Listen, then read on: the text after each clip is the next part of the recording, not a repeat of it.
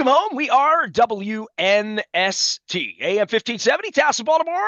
We are Baltimore Positive. We are getting ready for football on Sunday. The Ravens beginning the season around here, but I talk a little Ravens with this guy before we get out. We get to do the Maryland Crab Cake Tour on the 16th at the Beaumont. I will have some pressure lucks and lucky sevens. I do have a handful of these left. I will have the Ravens scratch offs. I know it's Ravens season, but I still want to talk some baseball here and certainly the business of what's going on with the Orioles, amongst other things. This guy was involved with the Baltimore Orioles 4 decades ago, running things on the business side during the Edward Bennett Williams, Larry Lucchino era, and the first bricks of Oriole Park at Camden Yards, low these 33, almost 34 seasons ago now.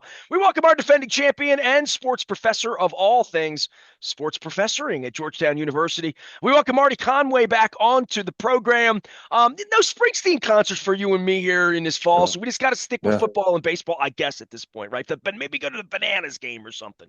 Yeah. Yeah. No, actually, I also want to say that to you personally, I've come to realize since Springsteen has been off and around, I've gotten more into Billy Joel music, and I totally miss that. I tell you, I miss that in my music appreciation. I'm only getting to it now, and I know it's very late, You've but never done Billy Joel. You did one or the other. no. You're one of those guys. Yeah. Well, yes, probably. Yeah. That's the best There way to was a lot describe of it. that in New York at that time Yeah. amongst people maybe Yeah. your ages. It was sort of Yep. rivalry that I Right. don't understand. I was too young for that. Like to me, Billy Joel was Yeah. it's still rock and roll to me and like Yeah. Piano Man. And Springsteen was like for my parents. Like Yeah. Springsteen in 79, 80 was very like not Hmm. cool amongst the heavy metal set. But I loved Billy Joel before I loved Springsteen. Yeah. No, So I missed on that. I missed. I'm willing to admit that now. I missed. I said to Yeah. my wife 2 nights ago, I'm like, I should have seen Billy Joel more at the Garden. I saw Yeah. him probably 8 or 9 times but I should Yeah. have gone 12 or 15. Um, Yeah. Baseball. All right. I mean, I didn't. Last time I talked to you, like I think it might have been May. I mean, they might not even have been Could in have been. trouble the last time we talked. Last time we talked, it's like, hey, they're still a competitive team that could turn. Brandon Hyde might have still had a job at the time we talked. I A think lot you're right. has happened here. I just want to give you 50,000 Hmm. feet because Sure.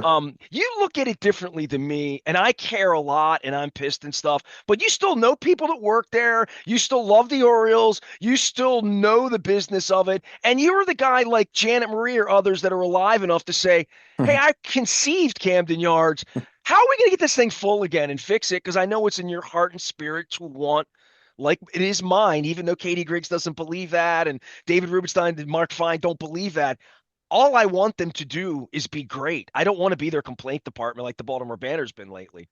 Yeah. Well, yeah. So to your point, it just needs to be reinvigorated. It's always been there. I think we've been on shows in the last 15 years where I said, that period of 11 or 12 years or whatever it was where they went without a winning season and all that. People thought, well, they're missing a whole generation of fans. No, they weren't doing that. There's a lot of Oriole fans still today. I've said this before, they just come less. They're less frequent when the team isn't performing well. The person that comes 5 or 6 times a year comes twice or 3 times. So there's a lot to that. Um, but then also the physical plant of Oriole Park at Camden Yards needs to be modernized, which I know some of that, which is underway with the dollars that are coming from the state of Maryland. There'll be a whole new sound and video system. There'll be a dining area behind home plate where the press box is and things like that. But the physical plant around it also has to modernize so that there's a reason for you to be there 200 days a year instead of 6 games or whatever it is it needs to come out to the economy. There was a vision, and again, I'm not the vision person for Camden Yards, so clear, but there was a vision that the ballpark would connect all the way up Utah Street, Howard Street, all the way up that corridor, It was and a that it would just. gateway to the city in Yes, a sense. It's exactly. conceived as such. Exactly. And that didn't happen primarily because you can see where the boundary of Oriole Park stops and where you were hoping, I guess, that private enterprise would pick Was up going and to take walk up over. Utah Right. Street to the Right. Hippodrome, right? Exactly right. Okay. And that just didn't Well, I happen. mean, let's be honest, Marty. They had an owner who did not have any vision other than tunnel and himself and a mirror. Hmm. And like, so that went on for 30 years. Yeah. There was no cooperation. There was Yeah. no any of that. And now with these new people, that's why I'm really, really pissed and disappointed as to them treating me like garbage personally, is I just thought this would be a new thing for everyone, that they would come in with a completely fresh approach and be all of this. I Marty, one thing I would have said to you a year and a half ago, and I probably said it, is, well, at least they're not going to stink on the field. Like, at least they have a good team, right? Like, that's the thing that's really, really gone off the rails in the last 5 months here, was that this perception that they were going to be a contender for Hmm. 4 to 6 years Yep. with TLC that was going to reinvigorate them to become the St. Louis Cardinals. We're not there yet. Matter of fact, they've gone the opposite direction, Marty. I mean, I talk to people on the streets Hmm. here every day, people that gave Rubenstein money last October that aren't giving it to him this year. Yeah, no, this is an important off season with the current administration. And look, to be, I think I've said this before. The worst thing that can occur to you in the off season is expectations that are beyond your roster, and teams, that just happens. But there's always ways that you can jawbone and lower those expectations and then try to exceed it. That didn't happen here. There was no sense of, hey, maybe we've got a bubble, like an inflation bubble occurring here, to do that. Because if you look at how the roster was built, aside from some some of the core players, and even now you're starting to see, is Adley Rutschman, is he the guy? Is he somebody that you're going to keep long term, or is now the time to actually perhaps get something in return for him? So, pitching, injuries, there were a number of things that kept the roster from being as fulfilling as it could. And ultimately, it was just an incredibly poor start. It wasn't a, I was there for the, 0-21 start. In a lot of ways, again, the season was over within the first 2 weeks when you're 14 games under 500. For the Orioles this year, the season was over when they were 14-33 or whatever it was when Brandon Hyde got fired. So, It was the day before um, Preakness. I mean, yeah, literally, exactly. season's over May Right. 15th. That's That's that's right. incredible. Yeah. And then from there, you're hoping that the visiting team fans bring dollars. There were a lot of Red Sox fans there the other night. There were a lot of Astros fans. That's going to happen. So, yeah, that's the nature of the season. And you start selling, like I said before, there's a playing season and a selling season. And this year for the team, the selling season began, just a few weeks ago with saying, okay, here's what we're doing with tickets for next year. Yeah, I was blessed to, and I know you knew Jim Henneman exceedingly well. I Yep. was blessed to, a couple weeks after his funeral, and I spent a goodly amount of time around a lot of old friends and Yep. people at his funeral. I ran into his son-in-law, had him on the show. Unwittingly, he runs marketing at 1623 Brewing out in Eldersburg, Oh, and really? Jimmy spent the end of his life with him. And the thing about ripping the Jim Henneman press box out to make a glass menagerie behind home plate, the Yeah. glass menagerie is a great Phil Jackman reference too, who was once I doused know. by Earl Weaver in champagne with a shirt that said lifeguard on it. Back when they respected the media, back when you respected the media, Yep. and Right. Larry and people respected the media. The press box getting thrown out of there. And look, I ain't sitting in it in any way. Mark Fine can have whoever he wants down there, and Jennifer Grandal and all of them. I don't, but the issue for me is, you said Camden Yards needs to be modernized. Hmm. And I'm old enough to remember that that wasn't the point. When Janet I Marie know. built it, Yeah. the Hmm. idea was to make it look like 1957, Yeah. and that would get people my age, your age. My father was still alive then, so was my Hmm. mother, was spry in 1992. Hmm. Like, oh, look at the wrought iron, look at the steel, look at the retro, look at the Hmm. retro. And Hmm. then you and I have talked that 15 years ago when the internet happened, they didn't have point of sale built in there. We've talked about how much cable, Yeah. Comcast had to run to make 3D, Yep. 4D, HD, all the D's work over the course of time. But then they start farting with the fence and the outfield Hmm. center field bar that they built there. I have not talked to Janet Murray on the record, off the record, anywhere. She's out doing her thing with the Dodgers. I see her moving around. She should be in the Oriole Hall of Fame. And I'll let you get onto your thing with that. But Hmm.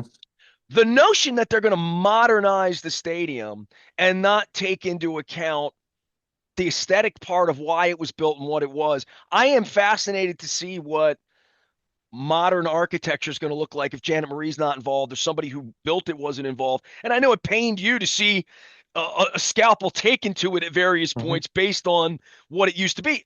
It's not appealing to 1940s people. I'm not saying that they're making it uglier or prettier or more functional. They need to make it a place people half of our age want to go a dozen Yeah. times Yeah. and do something more than drink beer. Like I keep going back to this thing with baseball and even the bananas.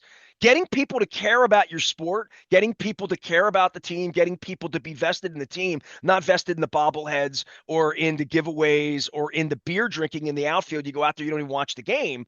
I don't know that that's conducive to them creating fans as I know it. And maybe you would say fans aren't important. You don't have to be a fan of Tom Cruise to go to a Tom Cruise movie. So I understand that, but they've eaten off of people like me doing things like sports radio and talking relief pitching and who's in the lineup and who's at the minors, baseball talk, real baseball talk that the bananas don't have. Hmm. That's Hmm. fake. But staying in on the soap opera and being part of all of that, there's the baseball part, and then there's the extended part, and then there's the I just need a night out drinking part. And what does it cost me? Like a concert I don't want to go to or I get dragged to and just go. They need to be more than that to more people. And this repeat customer thing that you've talked about is about being into it. So I've left a Hmm. lot there, but let's start with the stadium and the redo because you've seen the videos of it. You've seen what the Ravens have done to their stadium. Ravens tearing up the stadium doesn't mean anything because that stadium wasn't built Right. as this Right. retro thing. But are we Hmm. done with retro? I mean, like everything that was built for it doesn't need to be pretty anymore. It needs to print them money, right? It doesn't need to appeal to old farts that are dead. Yeah, no, I'm not sure about that. I think aesthetically the ballpark will live as it is for 100 years, like Fenway Park, and it will be highly respected in that regard. Obviously, there's a modernization to the plant. I've talked about this before. Things that you would never see underneath that feed into concessions and merchandise and Wi-Fi and video boards and audio and all those different things. If you want to make the Those music awesome in there, you got to make the sound system awesome, But yeah, right? it just need to be something that people don't say, no, what was that? I didn't hear what she said. Do that. So all that will occur, and those will be something that I think fans will notice and appreciate. If you go to a game, football game, the sound system in the video leads the charge, right? It leads the fans into an experience, Well, and every they player has an enjoy at that. bat, and the one thing Yeah, everybody's told me about the bananas is it's a disco. It's just a big giant yeah, disco of 30-second songs all night long, and that's yeah. what the kids want. They do now. Major League Baseball is a different kind of product, so you have to temper that. But I think what we're talking about is outside the walls of the exterior, how far is that going to go? Is it going to go 100 yards, 200 yards? Which direction and what's going to be there? Because coming to the game itself is still an important experience. For some people, baseball is a religion for a lot of people. They love the routine of it, just like you go to the mass. There's a routine to it, but you need things that are on the exterior of that make it interesting for people to, yes, come more often and come and stay longer and That do mean different concerts, things. beer, the things that they're doing where bands are It's playing a freely combination of after. things. Would there be three or four restaurants? Would there be other things that would be a part of it? If you look at everybody talks about the Battery in Atlanta, having been there a few times, talk about Cardinal Village in St. Louis, things like that make it fit into the community on a more regular basis. Look, they tried with having Dempsey's as a restaurant there. They tried a few other things. It didn't catch in the way that it needs to, which is to make it part of the fabric of that part of town more frequently as, year-round type of opportunities, and have the ability not just to expect a developer to do it, but to work with development companies and make that an overall plan that feeds into what you're doing 80 times, 85 times a year when you're hosting either baseball games or the Savannah Bananas or whatever you're doing as a part of it, that it works together. Right now, it's a hard stop, right? Walk out to Camden Street, have the Hilton over there. There's no combination of that. There's The nothing that harbor makes doesn't that a exist anymore as we knew it, right. right? There's not a street festival every time there's a baseball game, and that's what you need to have today in order to bring people who are under the age of 40 who think about their entertainment experience differently than people that are 45 and above. So you're saying move pickles across the street.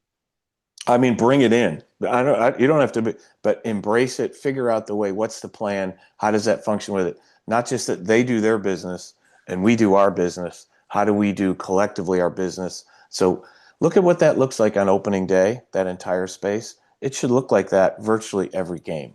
That should be the kind of scene that you should see virtually every game. And it should be something that's cooperative so that there's a give and take on that, whatever that takes to do. But Marty Conway. I'm sorry. that's okay. That takes a developer's mindset, not a baseball owner operator mindset who in the past, you know, didn't even go to that many games. Well, it's urban development, Yeah, right? that's It's not a right. baseball job, right? That's right. It's a combination of that. The baseball has to be the center of it, but the urban development piece has to be spoke of. Again, 30 years ago when the ballpark opened, there was an expectation that that was going to happen, that it was going to be a catalyst for that activity. And it just didn't occur the way that I think the vision that some folks had. The good Professor Marty Conway is here on the eve of Ravens and Bills this week. Happy Labor Day to everybody out celebrating, doing whatever they're doing here. Got nice weather, nice baseball weather, and all that. I'm not going to do a whole lot of football with you. I'm going to stay on the baseball thing. Yep. Do you have anything on the Bananas you want to say? Because I've talked to a lot of people that actually went down to it. My Yep. wife and I abstained. I don't get it, and I was a Globetrotter guy as a kid or whatever. I don't. It's not for me. I guess if I Mm-hmm. had grandkids, I could be entertained by it, or it's a place that Yep. they take the kids. I'll take them to the zoo. But my wife and I sat and watched it, and we pissed ourselves when how straight the announcers were. Mm-hmm. It was like Yeah. professional wrestling or roller derby or something in some sort of way. And when they start calling them the nanners, and I mean, look, I was at the second day, and people just dressed in, like to your point, Mm-hmm. dressed in Yep. bananas gear, having dinner at Cooper's North up in Cockeysville, taking the Yep. light rail down like the Bananas are the home team. And it is a phenomenon. It's Taylor Swifty for baseball, and baseball is such a, no offense to you or me or anybody loves it's such a dead thing that they've invigorated this thing in a way Mm-hmm. that They have. I would have thought it was amazing if they could sell out Bowie. Mm-hmm. Sell 6,000 tickets for this fake baseball Mm-hmm. novelty event, but they've turned it into a marketing sensation using ESPN, using television, using everything that baseball built for 150 years, and then breaking all the rules. It's sort of making fun of baseball a little bit, sort of making fun of how stodgy baseball is. Yeah, well, I used Jesse Cole in some of my classes around building culture, leadership, and things like that.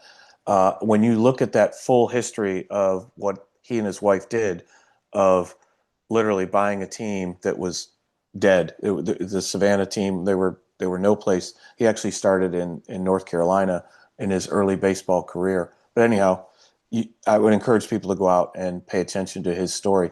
But what I think you're going to see is he's pretty adamant that they are not the Globetrotters of baseball. And I think he's right about this. What started with their team and one team for them to play against, sort of like the way the Globetrotters did, they now actually have four teams. They're going to expand next year to two more and have six teams. And they're going to have basically a banana ball league. And then who knows where that goes from there. And he makes a great point. A couple of years ago, Major League Baseball cut their draft from 50 rounds to 20. And he said, think about all the really, really, really good baseball players who no longer even have a chance at a professional career, let alone bringing in people from outside the U.S., who simply want to play baseball and are willing to entertain people while they play baseball. And I think he's right about that. And I think there is a population. It's all about finding your audience. And they have found that audience with their irreverent way that they approach baseball. There are some things that baseball can learn from them, right? Every game is 2 hours. It's not whatever innings. It's Oh it's man, two every hours. mother Period. I've talked to of their children Yeah. who thinks baseball is cool is like Yep. 2 hours is Yep. plenty for my 8-year-old. Plenty. Yep. That's right. And so there's a lot of different elements to it.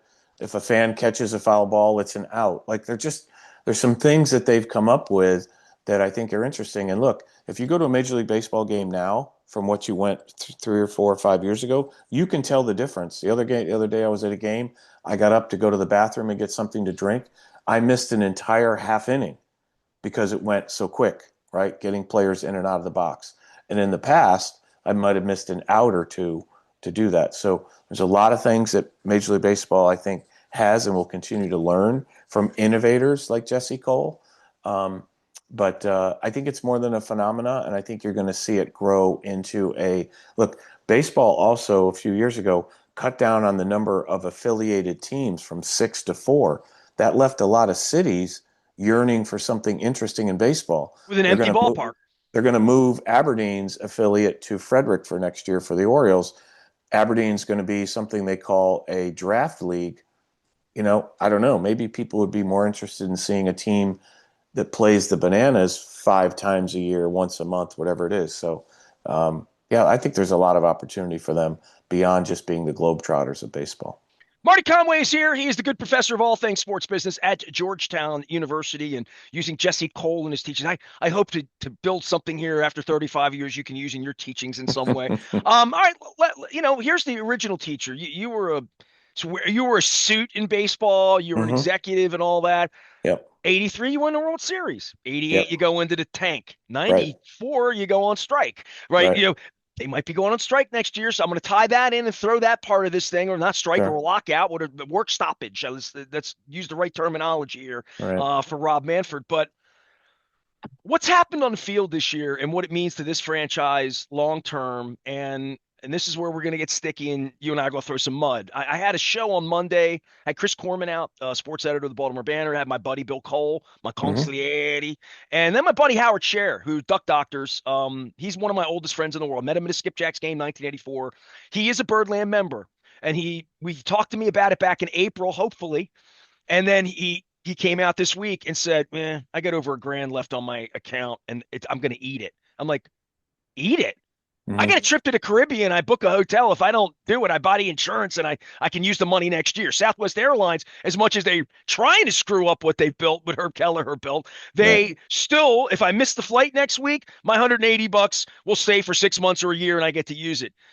I was blown away. I just, as a consumer, I must say this, Marty, I'm not their customer anymore. I'm not the guy that wants to go get the bobbleheads 4 times a year and stand out and sweat my ass off in the heat, getting elbowed on Utah Street at 2 o'clock in the afternoon for a 4 o'clock opening to get a Jim Palmer shirt. Like, I don't know how they treat their customers. And it's not much better than they treat me, except I don't accept it. And I don't pay for it, but other people do. My buddy's got $1,000 left. I got a couple of buddies that I'm actually going out to Costas on Friday and watching the ponies and going to the state fair, who did the same thing as a business. They're like, all right, look, we like baseball. We hated Peter. We don't want to give him any money. Peter doesn't own it now. They won. I mean, they've been winning. They got good young players. Let's give them $2,500. Let's give them three. Let's buy a membership and we'll take some clients Mm-hmm. out and we'll go 6 times this year. And now the end of the summer, they went opening day. They got a couple grand. How many people this year, and Katie Griggs should know this number. If I ran the place, I'd know it. Every person that's eating money right now or feeling like they got to run out there and buy a $140 box seat just to get rid of their money 3 weeks from now. Maybe the Dodgers, maybe people just piss all their Birdland money to go see Shohei if he pitches next week. I mean, that's cool, right? But for me, I don't understand the mindset of that, and I don't understand how my buddy Howard Scher is not more angry after all of these years that he's looking down and seeing $1,000 on his app and saying, "Well, that's gone, and now they want another 1,000 3 weeks from now. It's due 3 weeks from now for next Mm-hmm. year." What they've done to their fans with the renewals, and you were the guy in the suit having Mm-hmm. Mr. Big comes down the hallway and said, "We bought Fred Lynn. We gotta make some more money. Right. Let's charge more for tickets." I'm I don't know what to say, but if I sat in front of them, I'd say, "Have you gone out and talked to your customers?" Because I clearly they didn't. And Katie Griggs doesn't know anybody in this city, including me. Yeah, I look at my assessment of what's happening is, first of all, I have a really brief story about a person that was involved in ownership. I'm not going to say it any more than that, who said, when do you think a good time would be to announce our price increase? And I said, never. And he said, what do you mean? He's just like, no, no, you mean? I said, no. I said, if you win the World Series, the day after you win the World Series, I would announce a price increase. And he said, he was asking me to kind of get more involved in it. I said, you never want to announce a price increase, but there are other ways for you to rescale your business. This goes for anything that doesn't look like a price increase.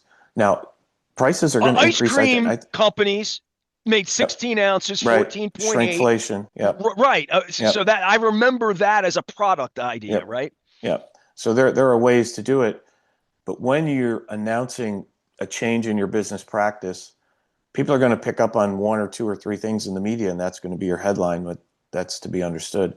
But Larry Lucchino was important about this. We did price increases a lot, fair enough, because you have to increase based on your cost.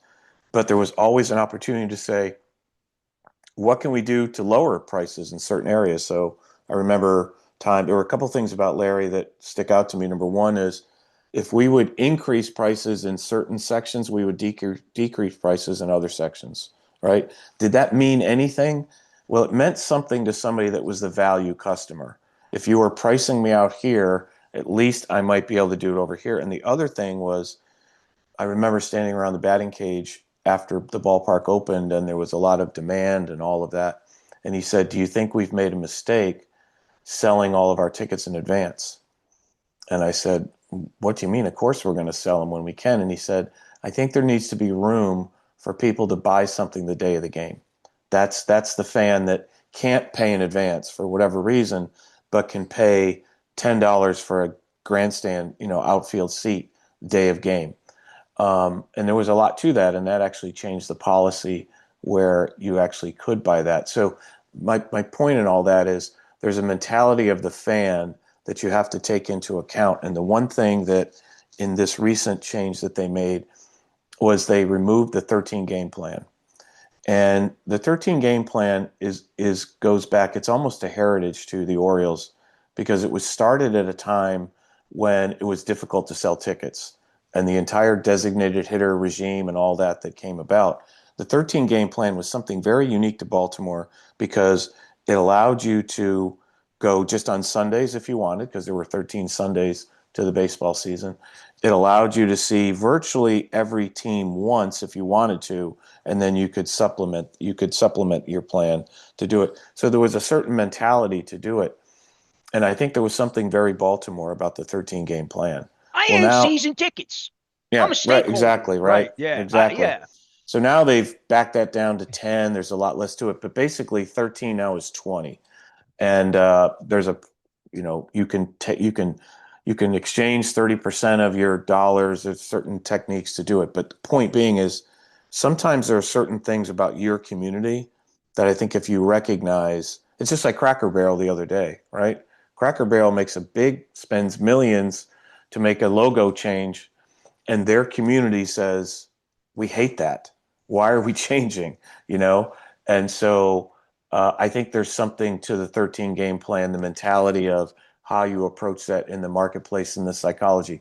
But having said that, we know for certain that the way the team had been run prior to David Rubenstein and Michael Arrighetti buying the team, the business practices of the team were decades behind where other teams were in terms of their pricing of tickets, allocation, scheming of 20, 40, 80 game plans. They're trying to make up for many, many years where it was just a hodgepodge of policy. And whether it's going to be successful or not in Baltimore, it remains to be seen. But I can assure you that the business practices of the team were at least 10 years behind, I would say, the average. Because the one thing that you get when you buy a baseball team or any team in any sport, as soon as you walk in the door, the league gives you a bunch of data that shows you where you are in the context of every other team. Average ticket price, number of tickets sold. They give you this entire data set that says, here's where you stand. You're 27th in this, you're 25th in this, you're whatever you are. And I can assure you that those numbers that they inherited with this ownership team were in those bottom 20s across the board in a lot of things. Um, So Major League Payroll, Baseball had access to Angelos's numbers and they have everybody access else's to to compare. everybody's numbers, I and they didn't know have, that. I thought and they they were more have. private businesses No, no, than that, no. that the Yankees wouldn't be telling anybody how much money But they're they, really making. no, no, no. They look. They even have a group in each league now. In basketball, it was famous because it was called Teambo. The acronym was Teambo, Team Operations, Team Business Operations, whatever. And David Stern had a group of young executive MBAs and recent grads who did nothing but analyze how each team was doing. And David, if you were in the bottom third of any category season tickets, he would literally send somebody from the league office to be in your office every day until it changed. You're on alert. If you're in You're the if on you're in the alert. bottom third, you're on alert. Exactly. You're on alert. Well, there are And books so, written about the bottom 20% or the bottom 10%, right? Like that's got to exactly. change. And when the Yeah. Cincinnati Bengals and the Arizona Cardinals and the Baltimore Orioles and the Pittsburgh Pirates, these dreg franchises, LA Hmm. Clippers forever, like Yep. they couldn't.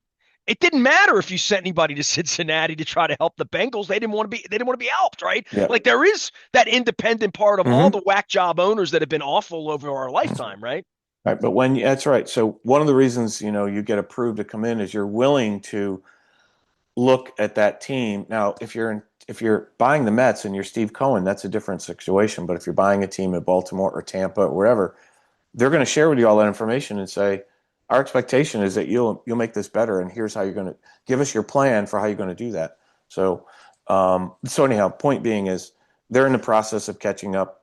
Are they trying to catch up all in one year? I don't know. What remains to be seen. But they're rescaling how people attempting to rescale how people buy tickets in this community. And for the longest time, it's been a certain way, and you would expect some pushback.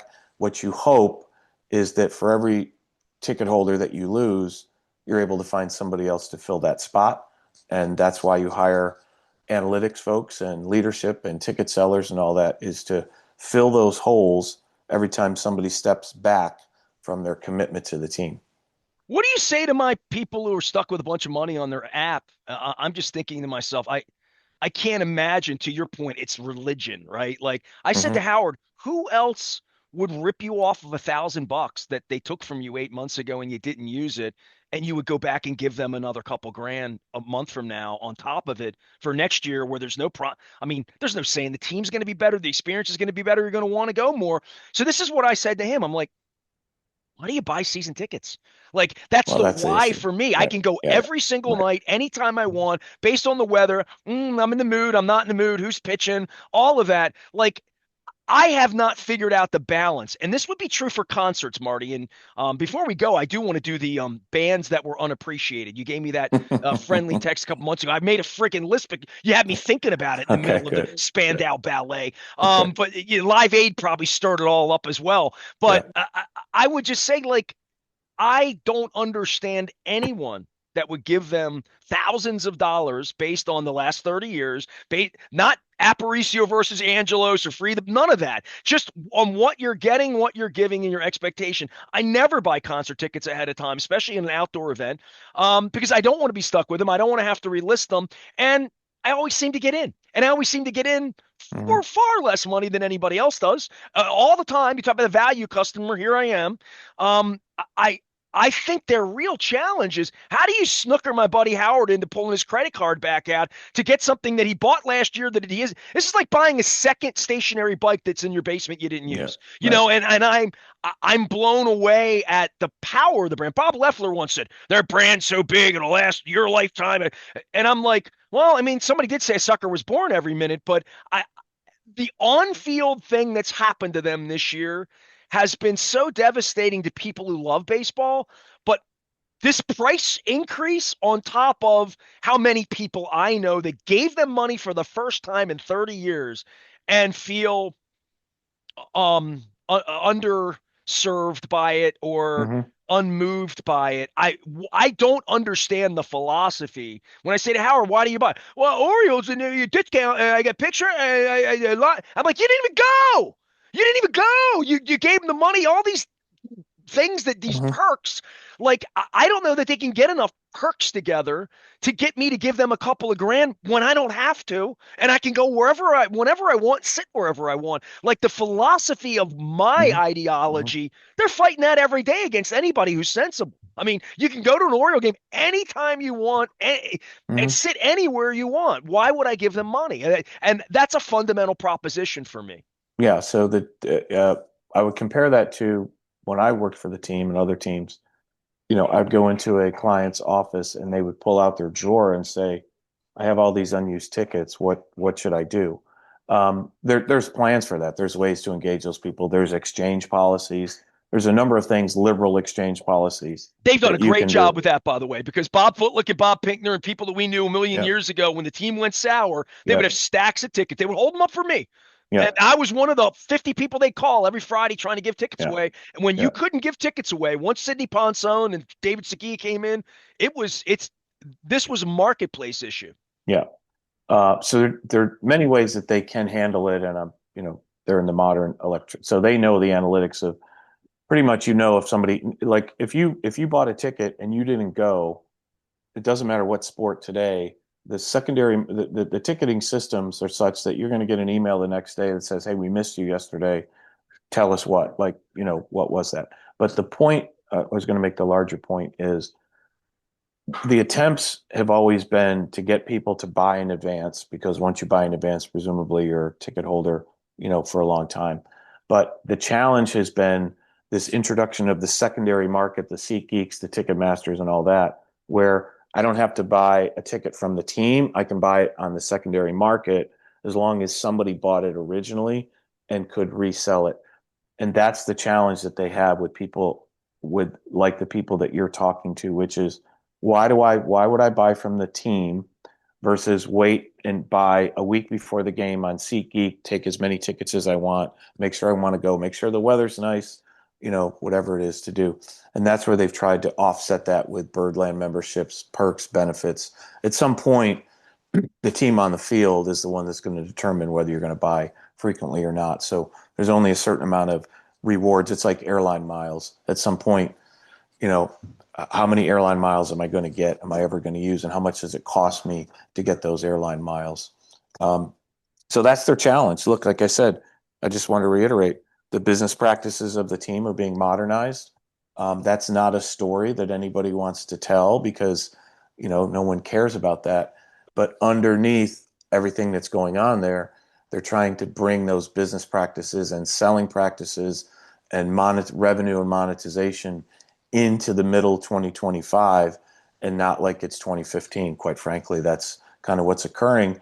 And we'll see on the other side if it's going to be successful. They're going to need to get the All-Star game here. They're going to need to do some things that cause people to want to buy and stay committed for several years, because they want something like access to the All-Star game when it comes back to Baltimore.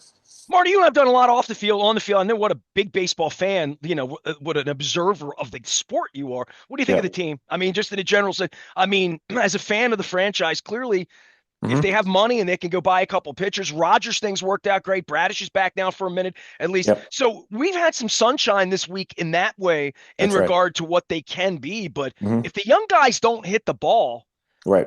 and nothing's going to, if the young guys don't mature and become star players, they're going to have a problem. And giving all the money to Basayo, I thought that was so weird. And Rubenstein showing up on a Saturday afternoon press conference in the middle of the Ravens Redskins game, like, just weird all the way around.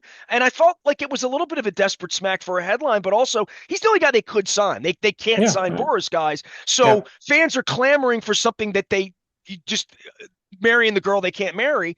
And to some degree, this last place slog that they've had and how bad they've been on the field has been just worrisome for me. And I'm really worried that Rubenstein doesn't know what he's doing, because I met him and I walk up to people all the time. I don't have any sense. I don't see any signs of life down there that this new group gives me any confidence at all that they're maybe the baseball side of Elias drafting players. I don't think I would have fired him for hiding after firing Brandon Hyde for 3 days. Like, to me, Mike Elias is not a leader. He is not inspiring the fan base, motivating ticket buyers, making the team so great that he's not expendable. And I keep worried about him a little bit, because I'm thinking, if they were going to fire his ass, they'll do it October 3rd, and he'll be the first and last to know, because, like, they're not going to bleed that out. But it certainly feels like he's going to survive this, Marty, as the Yeah, architect. look, yeah, I do. I think, given the players that they got back in those trade deadline deals, if you look at it analytically, they got a lot of players back who were second, third, or even fourth round draft picks within the last 2 years, many of them pitchers. And so my presumption is that those are players that they probably would have drafted had they had the opportunity. But in that rebalancing and getting rid of the 9 players that went out the door at the trade deadline, they got back players who I think they must believe are on the cusp of perhaps particularly pitchers, because they need not only starting pitchers, but they're going to need bullpen depth. And look, this year they may set the record for the number of players on the roster. I think the Miami Marlins had 70 players a few years ago on their roster. The Orioles are up to mid 65, something like that. That tells you that they're just churning through, players, and they're going to need that. But I agree. I think there's going to be next year for Mike Elias, but I think that might be the defining year. Like, can you get enough talent in the pipeline again beyond the Gunnar Hendersons and the Jackson Holidays and the Samuel Basallos, people like that? I also think there'll be some deals this year. I think Rutschman is probably a consideration because he'll have 2 years of control. Mountcastle's another guy they probably held on to a little too long. And so this will be a defining year for the on-the-field product, and they're going to have to come out next season and hit the ground running. I think they're going to have a 30-19 start in 49 games instead of the other way around, for people to believe again that this is something that's real, and they're willing to continue to spend to get behind it. Is there even a thought, and you won't say this because you wore the suit and did the job, but they're not going to really sell any tickets until that happens, right? I mean, they're not really going to inspire anyone Yeah, until the middle of May when we look up at Preakness Day and say, "Are you firing your manager this May?" Or, and if they're just 500, if they're yeah, just something, that's not going to be good enough either. I just, and yeah, my God, we're 40 minutes into this and we're kicking off with the Ravens this week. Ravens might win the Super Bowl on top of this too. And that would yeah. really, Right, right. the They Ravens would. should have a Yep. January kind of year. So at least they're, They, God, if the Ravens fell apart and they're 5-7 and Lamar's hurt or whatever, we throw the whole year in, out the window in mm-hmm. 2025, let alone know, what's going on down in Washington. But for me, with the football team now moving into focus, this is sort of a last of smoke for the baseball team because they're not going to have a lot of oxygen between now and Yeah. whenever they deal Rutschman or whenever they sign a pitcher or whatever they Mm-hmm. do. And to your point, they'll probably screw that up and do it on a Friday afternoon. The weekend, the Ravens are playing the Bengals or something, So they can only make so much news if the Ravens are going to win the Super Bowl. I don't know that the baseball team's going to be that I'm going to talk a lot about them in the offseason. Yeah, no, I look, once the season's over, you're right. The Ravens will dominate it up until the winter meetings, which are usually in December. The general managers' meetings are in November. There's not going to be that much to talk about. Will they be able to make that splash signing? Because you're right. If you want to sell tickets in the fall, you're going to have to or the early winter, you're going to have to make that splash Does that signing. sell tickets? It does. It It does. does. If you look at the numbers, you look at the Juan Sotos, you look at the other players that have signed, Well, that's Machado's. real. That's I $500 million. mean, I'm if talking you about Corbin Burns gets dealt over. Did they really sell tickets that day? I don't think they did. I mean, I think they get headlines but they got an well, that's ace. yeah, that's a different kind of. Like I said, I think you need a splash signing, which is you need an anchor tenant on your pitching staff. I think Bradish could do it, but who knows? He's been injured. I think Rogers could do it, but who knows? He's been off and on. You need that if you can get one, either through acquisition or through free agent signing. It's like having the mall at your local area. You need an anchor tenant for the mall. You've got to have somebody that can anchor that pitching staff, and then you can build the rest from there. But that's what they're going to have to. I'm sure they know that, but it'll be difficult. Players are not going to really want to sign until they see how the market is developing. Players generally don't like to go first because they think they might undervalue themselves. So, but all in all, it'll be an important offseason on the field, off the field, but for the business of the team. Renovations to the stadium. What's it going to look like next year on opening day? What's the plan beyond that for the rest of the renovation? How soon could they get the All-Star game? What's going to happen in a work stoppage in a year from this December? Ooh. All those different things are going to be part of the zeitgeist of the team's communication efforts. Meanwhile, the Ravens are undefeated right now, and they're going to win the Super Bowl, so that's all good. Marty Conway is here. He is the sports professor of all things business at Georgetown University, longtime Major League Baseball executive. Did I leave everything? Do you have anything else you want? Because I think you had some Hall of Fame stuff. You got a couple I things you did a talked to me couple about. minutes. Yeah. They just had the Orioles Hall of Fame, and all good news to Joe Orsulak, Adam Jones, and Tom Davis, who all deservedly to go in. It caused me to go look at the list. I hadn't looked at it in a long, long time. And I read down the list, and I saw Jerry Huffberger, Harry Dalton, Hank Peters, all the way down, Frank Cashin, all these fantastic people. And it occurred to me that several names were missing, but most importantly, Edward Bennett Williams, Larry Lucchino, and then ultimately, I think you can go on down the line to Janet Marie Smith. But in the first two cases, I was there on May 2nd, 1988, when the team had come back from a miserable start, and Ed Williams came into the building, drawn from cancer, made the decision to sign that lease to pledge the team for the next 30 years. He passed away 103 days later. He was not in a condition to do that. He could have easily deferred that decision later, right? And who knows what would have happened. But the fact that he's not recognized in the Orioles Hall of Fame, to me, is a huge hole. And the second thing is, without an Edward Bennett Williams, there's no Larry Lucchino. Larry Lucchino is in the Hall of Fame of the Padres, the Red Sox, and the Woo Sox, the Worcester Red Sox of the AAA affiliate of the Boston Red Sox. If not for what he did in Baltimore, he's not even at those organizations. He's not in Boston. He's not in San Diego. He's not in Worcester. And I just can't get my head around that hasn't been recognized. And then ultimately, he brings Janet Marie Smith on board. There's Doug Hoffman. There's all these other people that if Ed Williams doesn't make that decision in May 2nd, 1988, who knows what the history of the team is that we're sitting here talking about. And there's not even a simple recognition anymore of what he did. We've got other owners in the Orioles Hall of Fame. It's not just that. We've got other contributors. Larry was every much almost sometimes a general manager alongside of whoever they had hired. So those are the kind of things that I think I just look at that and I'm like, there's a big piece missing here, that the next time they have these kind of meetings, they need to holistically look at that and say, maybe we should catch up. Maybe instead of having one contributor per year, Tom Davis was it this year with the Herm Armstrong Award, maybe we need to open that up a little bit and catch up, because you're never going to be able to truly recognize if you're just thinking one person a year for the next 5 years. And I just think a simple recognition of that, as well as some other people who contributed along the way. I saw the other day that Chip Mason passed away at the age of, I think, almost 90.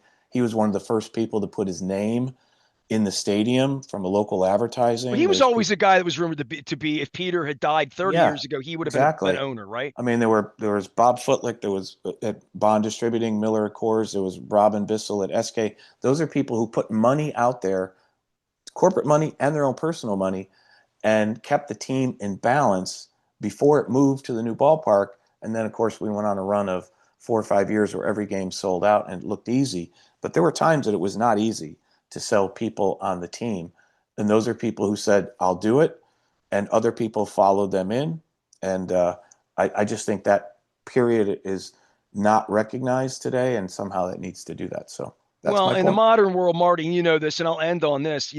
They need a local Chip Mason. They need a Yeah. Henry Rosenberg. They Right. need a Right. Frank Bramble. They don't have that anymore. Yeah. And the goodwill that was there 30 years ago is either aged, gone, or offended Yeah. to be able to bring people in. I don't know where the Mr. Bigs are here that are going to step up and say, I'm in with you, Arrighetti, Mr. New York guy, and Rubenstein, Mr. I almost bought the DC team, but I only wanted the baseball. Like, I don't know where the Yeah. Baltimore champions are, Yeah. other than, I mean, I'm Baltimore positive. Where are the rich people that are going to step up and say, we need to keep baseball here? There was no one. Rubenstein came from the outside to do that, right? Yeah. So That's right.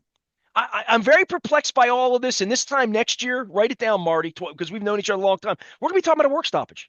Yeah. That Right. train's Right. coming for baseball. Yeah. And that's really the saddest part of all of this, because that's the train hitting the wall if they try that crap a year from now. Yeah. I think so. Marty Conway, love him, appreciate him, known him a long time, always educates me, always educates our audience. Sometimes we fight a little bit, but I always learn something. He's the good professor of all things, Georgetown University. Did I get a B plus in the class? Maybe B minus? Don't Outstanding. give me a C, man. Yeah, no, you're moving on to the next level. You're definitely passing. All right, I'm at 101. Good to know. Marty Conway here. Happy football season to everybody out there, but we still got to cover the business of baseball and Camden Yards as they renovate here in this offseason and the diggers come to dig things up, including the Jim Henneman press box. I am Nestor. We are WNST, AM 1570, Towson, Baltimore. We never stop talking. Baltimore positive, even when it's negative, but we're trying to be positive.